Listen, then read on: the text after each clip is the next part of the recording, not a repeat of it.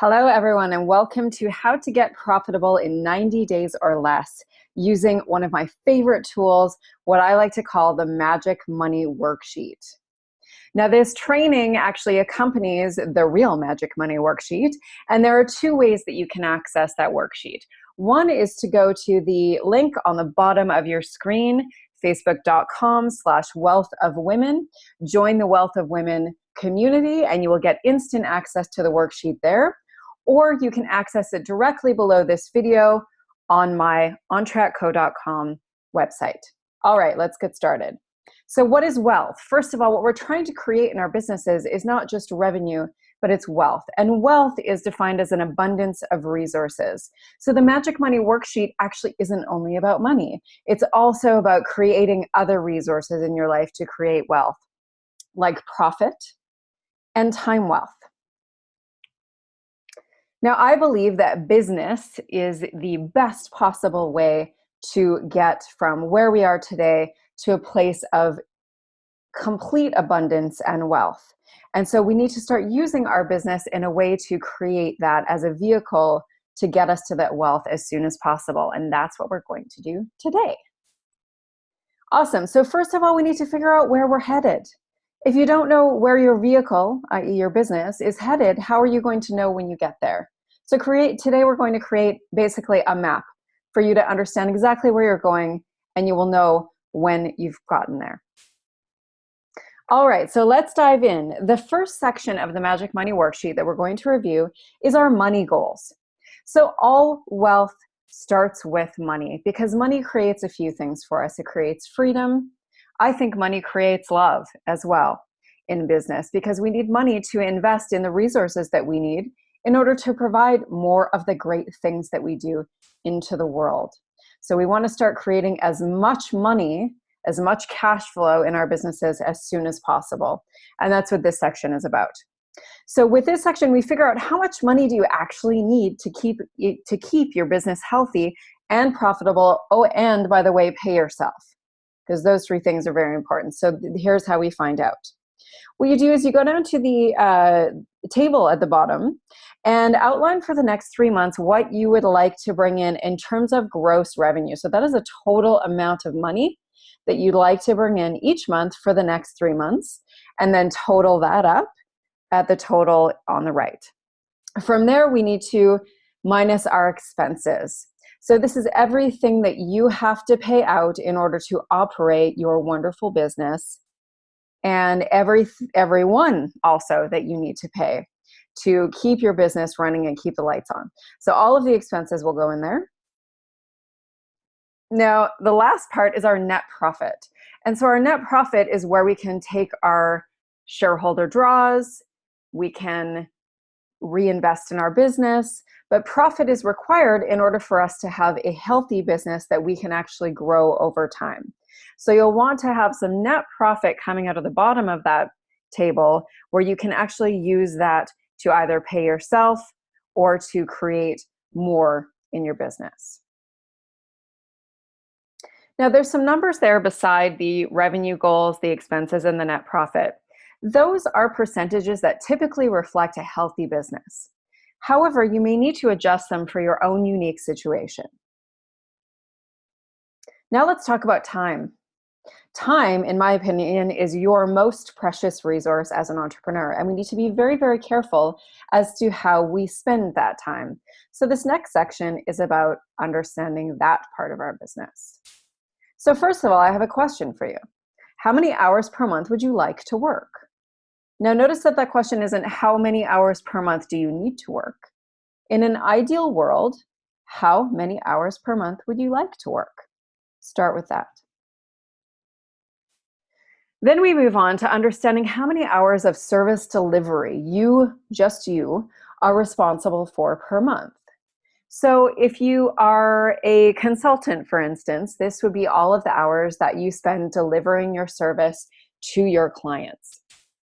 If you're responsible for creating something in your business, then how many hours do you actually spend creating that thing and delivering the thing you sell to the people that you sell it to?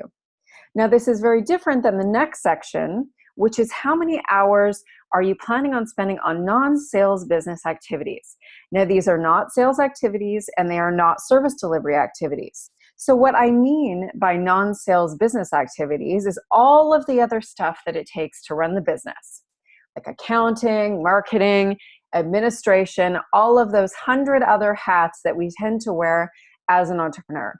Take stock of how many hours you think you're going to spend on those type of activities each month. Okay, excellent. So now what you have is the basis to create a very powerful equation. And that is the equation that will tell you how many hours you actually have left over for selling, for sales activities in your business. And the way that you figure out that is you go back to the total work hours that you'd like to work, and you minus the total of your service delivery plus your non-sales activities. Now, what that leaves you with is exactly how many hours you have to sell each month. And what we're going to try to do is work within those parameters so that you're not doing too much and so that you're also doing enough, because it definitely is a balance when it comes to selling. All right.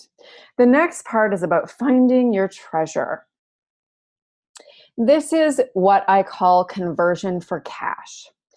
This is a slide that can be overwhelming at first, but what I'm going to do for you is break it down step by step so that it's very, very simple for you to create your own version of what you see in the example here. So let's move to step one. First of all, I want you to identify the first step in your sales process. Now, this isn't the first step in every sales process. It's the first step in the typical sales process that you engage in with most of your clients. For most of us, those are pretty consistent. So for instance, in this example, we would have a lead conversation.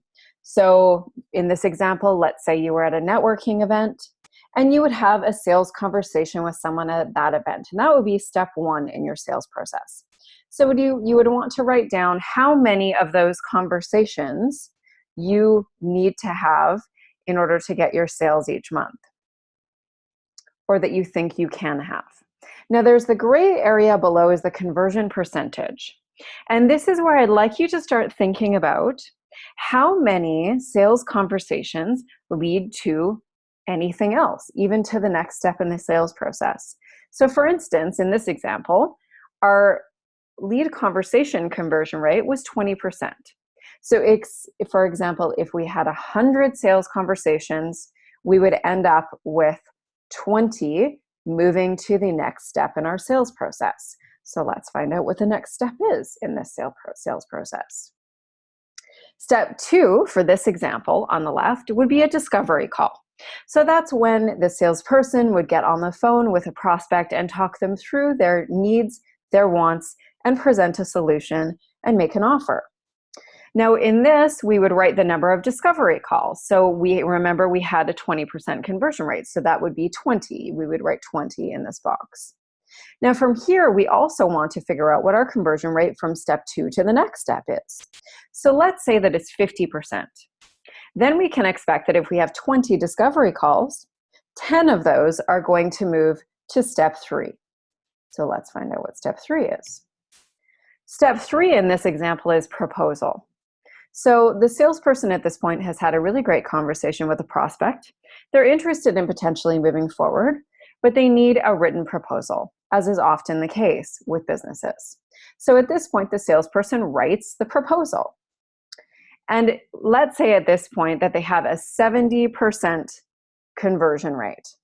Now they had 10 people, if you'll remember, that they're writing proposals for at this point in the process. So of those, 7 are expected to move to the last and final step in this sales process. And the last and final step, if we're lucky, is a sale. And so that would be the number 7 that we would write in here. So if you look at the entire process, you will be able to figure out how many sales you need to make, and you can work your numbers backward to understand how many sales conversations you need to start to have in order to work through your process and still have enough people left over by the end of it to make the revenue figures that you had in your goals when we outlined section 1. Okay, excellent. So this is the example of the entire thing working together.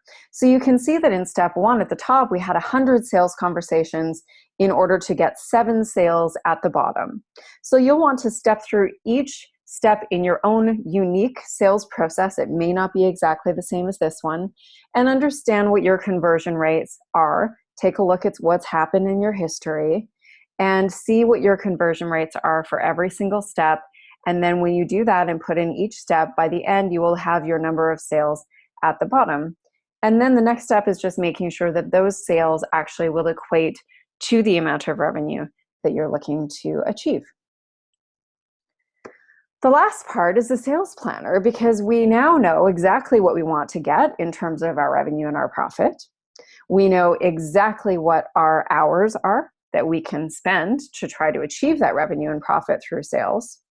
And we know what our sales process is. So we know exactly how many sales conversations we need to have.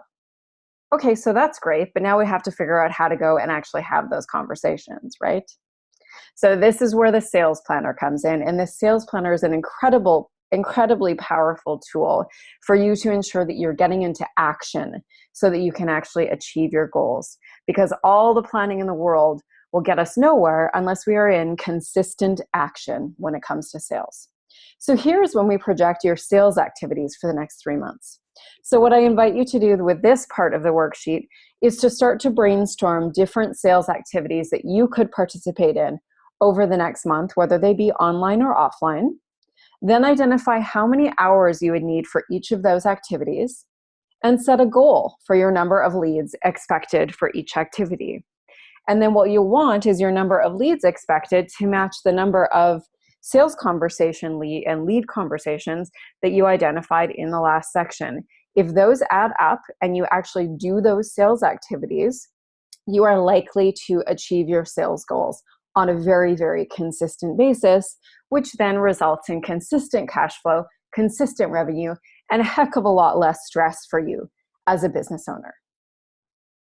So I hope that you enjoyed the sales training for the Magic Money worksheet. If you do complete the worksheet and consistently work with it, I can tell you with certainty that you will be able to grow your business with a lot less stress and in a lot less time and with a lot less inconsistency than a lot of entrepreneurs tend to experience. So it's wonderful to have you here. I'd love to invite you to join facebook.com/wealthofwomen if you are not already a member, and invite your friends. If you know any other entrepreneurs who are struggling with sales, this is a great step to help them get control over their sales, their revenue, their cash flow, and their time. And if you're having trouble with this worksheet, if any of it doesn't seem like it's coming together or like you don't understand how to fill it out for yourself, I'm here for you. If you need a little extra one-on-one help or you feel like you'd like to customize this tool for your business, I'd love to talk to you and see if working together further might be a fit. So in order to reach out to me, all you need to do is shoot me an email at shannon@ontrackco.com. Until then, I wish you all of the success and all of the sales success that you can imagine. And best of luck in your business. Hope to talk to you soon. Thank you.